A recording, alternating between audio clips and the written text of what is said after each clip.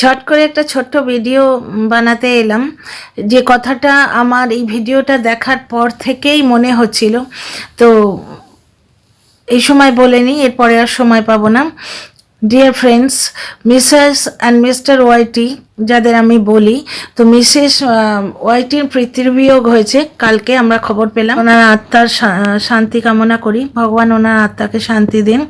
ভগবানের কাছে ওনার আত্মার শান্তি কামনা করি, ওনার যেন মুক্তি হয়ে যায়।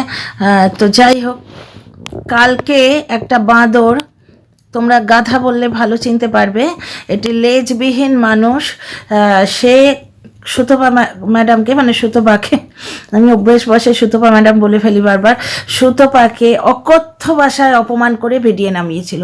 এবং মন এবং মৌকে, বুঝতে পারছো, দুটো অত্যন্ত মিষ্টি ভালো মানুষ, মিষ্টি লাগে আমার থেকে বয়সে ছোট, তাই তো এরা জলপাইগুড়ি থেকে সুতপার মিটআপে গেছিল।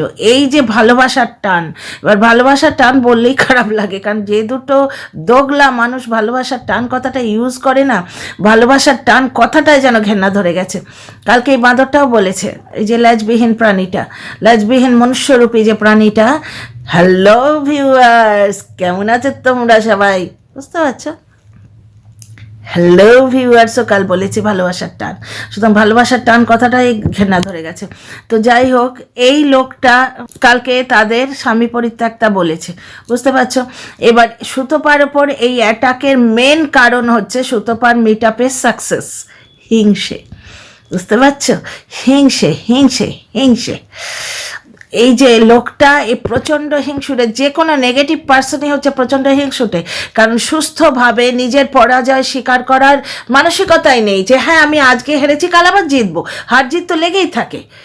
ম্যাচের শেষে হেরো পার্টি এবং জেতা পার্টি, বিজয়ী পার্টি, দুজনে কিন্তু হ্যান্ডশেক করে তারা বেরিয়ে যায়, মাঠ ছাড়ে। কেউ কারো চুলোচুলি করে না, বাপ মাকে ঘোড়া বা গাধা বলে গালি দেয় না, কিন্তু এদের তো বাদই দাও, এরা মনুষ্য প্রজাতির মধ্যেই পড়ে না। এবার কালকে ভিডিওটা নামিয়েছিল মেনলি হিংসেতে। সুতপার মিটআপটা সাকসেসফুল হয়েছে, তাকে ভালোবেসে প্রচুর লোক এসছে। 30,000-এর চ্যানেল, মাত্র 18টা লোক, ওখানে লোক গুনতে গেছিলো, বুঝলে তো? ভবতারিণীর মন্দিরে গেছিল, মাকে তো প্রণাম করেইনি, সুতপার চন্দ্রবদনের দিকে তাকিয়ে দিনটা কাটিয়ে দিয়েছে এবং বসে বসে লোক গুনেছে, কটা লোক ওখানে গেছে, গুনেছে 18খানা লোক গেছিল। তো 18খানাও তো গেছিল রে ভাই, তোর তো 8খানা কেন, 2খানা গেছিল কি? তোর লোক অ্যাকচুয়ালি কেউ গোনেনি, 2-3টে কন্টেন্ট ক্রিয়েটার বোধহয় গেছিল, ঠিক আছে, নিজের চ্যানেলে প্রমোশন করতে, যাদের কেউ চেনে না। তো যাই হোক, কারণ এই সমস্ত কথাগুলো এর দলের লোকই বলছে, এর দলের লোকই লাইভ করে বলতে বসেছে। বা ওই পটলিমুখী মাসি, শুনলাম, ওর ভিডিও আমি দেখি না, শোনা কথা, যে ও নাকি ভিডিও করে বলেছে যে তোর দিদিরা গেল না কেন, এরকম কিছু একটা বলেছে। এবার আমার বক্তব্য যেটা, এই ভিডিও যেটা আমি বলতে এসেছি, dear friends, welcome back to my channel my world of words, আমি সৌমি, আমি আপনাদের সবাইকে আমার চ্যানেলে ওয়েলকাম করছি। ডিয়ার ফ্রেন্ডস, যে কথাটা আমি বলতে এসেছি সেটা হচ্ছে, কালকের ওই নোংরা ভিডিওটার পারপাস ছিল সুতপাকে অ্যাটাক করে বলা, যে আমাদের এই যে মিসেস ওয়াইটি, তার যে পিতৃবিয়োগ হয়েছে, বলছে তার বাবা মারা গেছে, সেই দিনও তাকে ছাড়লি না। কি ছাড়া হয়নি না, সুতপা নাকি বলেছে যে বাবা মৃত্যুশয্যায়, তুই ক্যামেরা করেছিস কেন, ব্লক করেছিস কেন? ডিয়ার ফ্রেন্ডস, আজকেও তো আমরা একটা ব্লক পেয়েছি না, আমি এনার ভিডিও দেখি না, এনাকে আমি ফলো করি না, ওটা আমার এথিক্যাল ভ্যালু। যেভাবে ইনি সাকসেসের সিঁড়ি চড়েছেন, প্রথম দিকে কিন্তু দেখতাম, শুরুর দিকে যখন আমি টিনার ব্লগও দেখতাম, তখন একাধবার এনার ব্লগও দেখেছি, সিম্পল সাধারণ জীবনযাত্রা, পাড়ার লোকেরা নানা রকম বলছে, শ্বশুর শাশুড়িকে এসে ভাঙচি দিচ্ছে যে ছেলের বউকে কেন ব্লগ করতে দিচ্ছে, এগুলো দেখেছি।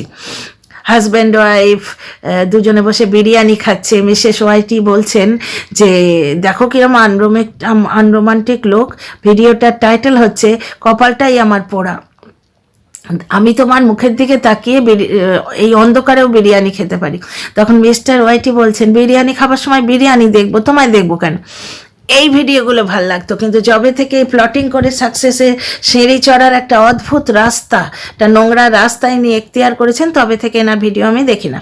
তো যাই হোক, ভিডিওর টাইটেলটা কিন্তু দেখেছি, কারণ আমি খুব অবাক হয়ে গেছি যে কালকে যার পিতৃবিয়োগ হয়েছে, আজকে ওনার কাছ থেকে ব্লগ পেয়েছি আমরা, উনি ব্লগ দিয়েছেন। হ্যাঁ, উনি প্রফেশনাল ওনার ব্লগিংটা ওনার কাজ। কিন্তু ভাই যারা অফিসে চাকরি করে তাদেরও মাতৃপিতৃ বিয়োগ হলে তারা 10-12টা দিন ছুটি নেয় ঘাট কাজ করা পর্যন্ত। আজকে সৌমালির দিদামা মারা গেছিল, মেয়েটা 15 দিন ব্লগ দেয়নি। শানুর ঠাকুরদাদা মারা গেছেন, যথেষ্ট বয়সে উনি মারা গেছেন, ভগবান ওনার আত্মাকে মুক্তি দিন, শান্তি কামনা করি ওনার আত্মার। তো শানু কিন্তু 15 দিন ব্লগ দিতে পারেনি, মাঝখানে শুধু আপডেট দিয়েছিল দুটো, একটা হচ্ছে মারা গেছেন উনি সেটা, আর দ্বিতীয় হচ্ছে ওর ভিডিওগুলোকে অ্যাজ ইট ইজ ছেড়ে দিয়ে ওর ক্রিটিকরা, শানুর ক্রিটিকরা যারা ওকে নোংরা করে রোজগার করতো, ওর ভিডিও সম্বন্ধে অকথা কুকথা কুৎসা রটিয়ে রোজগার করতো, তারা ঠাকুরদাদার মৃত্যু হয়েছে এই হয়েছে দেখো বলে ওরা ভিডিওটা অ্যাজ ইট ইজ ডাউনলোড করে ছেড়ে দিচ্ছে।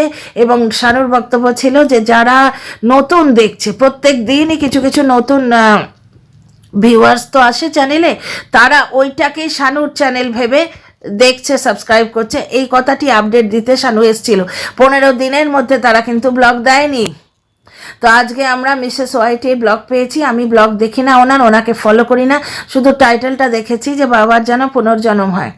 বাবার প্রতি মেয়ের টান স্বাভাবিক, সে একমাত্র সন্তান, কিন্তু কতটা স্বাভাবিক যে আজকের দিনেও ক্যামেরা ধরতে হলো? ঠিক আছে, আজকের দিনেও ক্যামেরা করতে হলো, ভাবা যায় কি? এবং এখানেও প্রচুর ক্যাচ আছে। যেরকম জলনদীপের দিদার মৃত্যু সময় জলনদীপের মা কোনো রকমের চতুর্থী করেই পাশের বাড়ি গল্প করতে ছুটেছিল নাতিকে নিয়ে। টিনার বাচ্চার জন্ম হওয়া থেকেই ওকে মায়ের থেকে আলাদা করার একটা প্রচেষ্টা আমরা কিন্তু জলনদীপ এবং জলনদীপের মায়ের মধ্যে দেখতে পেতাম। মা সে কান্নাকাটি করে বাচ্চার জন্য এখনো লুকিয়ে, কিন্তু মা বলেই সে তার শোক বেচতে আসেনি। লোকে শ্বশুরের শোক বেচতে আসে, এ কিন্তু বেচতে আসেনি। তো যাই হোক, আজকেও আমরা ব্লগ পেয়েছি। তো যারা চাকরি করে তারা কিন্তু মাতৃপিতৃ বিয়োগ হলে ছুটি নেয়। যাই হোক, এটা একটা বিরাট কন্ট্রোভার্সি আছে যেটা বলতে গেছিলাম। এবং এরকমও শোনা যাচ্ছে যে ওনার যে শোকযাত্রা সেটাতে ওনার স্ত্রী নাকি সামিল ছিলেন না। বুঝতে পারছো তো, দর্শক বন্ধুদের কথা থেকে আমি জানতে পারছি। তো মিসেস ওয়াইটির ব্যাপারে আমি ঢুকছি না, কারণ উনি আমার কন্টেন্ট নন, ওনাকে নিয়ে আমি কোনোদিন ভিডিও করিনি, ভবিষ্যতে করবো কিনা জানি না, কিন্তু আপাতত করিনি। আমার এখানে পয়েন্ট অফ ভিউটা সম্পূর্ণ আলাদা। এখানে আমি ওই বাঁদরকে নিয়ে, যাকে গাধা বললে তোমরা ভালো চিনতে পারবে, ওই গাধা, মনুষ্যরূপী গাধা, যে সে কালকে হ্যালো ভিউয়ার্স বলে একটা ভিডিও নামিয়েছিল, যেখানে সুতপা ম্যাডামকে বলছিল গাধা এবং ঘোড়ার ক্রসবিট। দর্শকরা বলছিল গাধা এবং ঘোড়ার ক্রসবিটকে খচ্চর বলে 50টা ইমোজি দিচ্ছিল হাসির। এই হচ্ছে ওদের স্ট্যান্ডার্ড। এবং সেই ভিডিওটা তো হিংসে থেকে নামিয়েছিল, পিওর হিংসে, কারণ সুতপার মিটআপটা সফল হয়েছে, এটা হয়নি, ও দলের লোকই হয়নি। পেছন থেকে হাওয়া দিয়ে এই যা আমরা পেছনে আছি, যা না তুই যা, আমরা ঠিক পেছনে আছি বলে ছেড়ে দিয়েছে, কিন্তু যায়নি। বুঝতে পারছো তো, কারোর দাঁতে যন্ত্রণা হয়েছে, কারোর নাকের ওপর পিম্পলস হয়েছিল, কারোর চশমার পাওয়ারটা বেড়ে গেছে, তাই সে আসতে পারেনি। এবং সেগুলোর ওপরে ভিডিও হয়েছে কে কেন আসতে পারেনি। কারোর বাড়িতে না পালং শাক এসেছিল, বুঝলে, পালং শাকটা ছাড়াতে গিয়ে দেরি হয়ে গেছে, ও যেতে। তো এই সম্পূর্ণ হিংসা থেকে ভিডিওটা নেমেছিল। তো হিংসা থেকে ভিডিওটা ছেড়েছিল, কিন্তু ভিডিও ছাড়ার মুখ্য কারণটা কি বলেছিল, যে মারা যাবার দিনও তুই তাকে ছাড়লি না। সুতপা কি বলেছিল, যে অসুস্থ হয়ে রয়েছেন, ওনার মৃত্যুর পথযাত্রী মানুষ, তখনও তুই ভিডিও করছিস, এইটুকু তো বলেছিল। তার জন্যে ওইভাবে তাকে অকথ্য গালাগাল দিয়ে, এবং তার সাপোর্টারদের কুকুর, এবং যারা তার সঙ্গে দেখা করতে গেছে তাদের স্বামী পরিত্যক্তা, আরও নোংরা কথা। ওনার হাজব্যান্ডকে তো অকথ্যভাবে গালিগালাজ করেছে, এবং যারা দেখা করতে গেছে তারা হোটেলে ছিল বলে সেখানে এই সুতপা ম্যাডামের হাজব্যান্ডের সঙ্গে তারা ডেটিং করেছে, এই ধরনের একটা কথাবার্তা বলেছে। সুতপা ম্যাডাম 15 মিনিটের লাইভ করেছিল, সেখানে বলছে তোর পাশে কে বসে আছে, স্ত্রীর পাশে স্বামীই থাকে, এর স্ত্রীর পাশে বোধহয় অন্য কেউ থাকে, যার জন্যে ওই ধরনের কথা ইমাজিন পর্যন্ত করতে পারছে। আর বাকি তো আরও অনেক কথা আছে যেগুলো আমার মনে নেই। আমার এই ভিডিওর মেন পয়েন্ট অফ ভিউ হচ্ছে যে কথাটা নিয়ে তুই অত গালিগালাজ করে ভিডিও নামালি, তাহলে আজকে আমরা কি দেখতে পাচ্ছি? আজকেও তো আমরা ব্লগ পেয়েছি না, তাহলে সুতপা কি খুব ভুল বলেছিল? হ্যাঁ, আজকে ব্লগ পাইনি আমরা? যে মোদ্দা রিজনটা ছিল সুতপাকে অকথা বলে ভিডিওটা করার, সেই রিজনটা কি আজ জাস্টিফাইড হলো না? আজকে একমাত্র সন্তানের কাছে ব্লগ কি আমরা আশা করি? মনুষ্যত্ব বোধে এটা খাটে কি? যে একমাত্র সন্তান, যার কাল পিতৃবিয়োগ হয়েছে, তার কাছ থেকে আজ আমরা ব্লগ আশা করি কি? এই জিনিসটাই তো সুতপা বলেছিল। তাহলে তাকে ওইভাবে গালিগালজ করে, ওই ছাল চামড়াহীন, আজকে মানে ল্যাজবিহীন প্রাণীটি ওইভাবে নোংরাভাবে ভিডিও করে তাকে কালকে অ্যাড্রেস করেছে, গাধা ঘোড়ার ক্রসবিড বলেছে। আমি বুঝতে পারছি না এই ধরনের ভিডিও ওয়াইটিতে অ্যালাউ কী করে হচ্ছে। ঠিক আছে, এই ধরনের ভিডিও ওয়াইটি কেন অ্যালাউ করছে? কেন কোনো ফিল্টার বা কমিউনিটি গাইডলাইন্সের আন্ডারে এগুলো আসে না? এবং এই ধরনের ভিডিও, এই গালিগালাজ দেওয়া ভিডিও, এতে স্ট্রাইক পড়লে কিছু লোক কিন্তু সাপোর্ট করতে আসে। এই বাংলাদেশি কুলাঙ্গারটার ক্ষেত্রে কিন্তু আমরা তাই দেখেছি যে তারা নিজের মতো করে কন্টেন্ট করছিল। নিজের মতো করে কন্টেন্ট করা মানে অন্য একজন মানুষকে গালিগালাজ করা নয়। তাহলে কেউ যদি একে কন্টেন্ট করে নিজের মতো করে কন্টেন্ট করতে শুরু করে তখন, এবং একে যারা সাপোর্ট করছে তাদের যদি কন্টেন্ট করে নিজের মতো করে কন্টেন্ট শুরু করে, তখন তোরা কোথায় মুখ লুকাবি ভাই? বাপেরও কিন্তু বাপ থাকে। তো আমি শুধু একটি কথাই জানতে চাই যে কালকে যে সুতপা কথাটা বলেছিল সেটা কি খুব আনজাস্টিফাইড? তাহলে আজকে আমরা ব্লগ পেলাম কি করে? একমাত্র সন্তানের পিতৃবিয়োগ হয়েছে, একমাত্র হোক আর 10 নম্বর সন্তানই হোক। হারাধনের 10টি ছেলের যে আমরা ছোটবেলায় পড়ে এসেছি, হারাধনও যদি মারা যায় তাহলে তো এই 10টি ছেলের হাতে যদি কারোর হাতে ক্যামেরা থাকে তাহলেও তো একটুখানি প্রশ্ন আসে মাথায়। তাহলে সুতপা কন্ট্রোভার্সি ক্রিয়েটার হিসেবে যদি সেটা একটা লাইন বলে থাকে, খুব কি ভুল করেছিল? See you in the next video.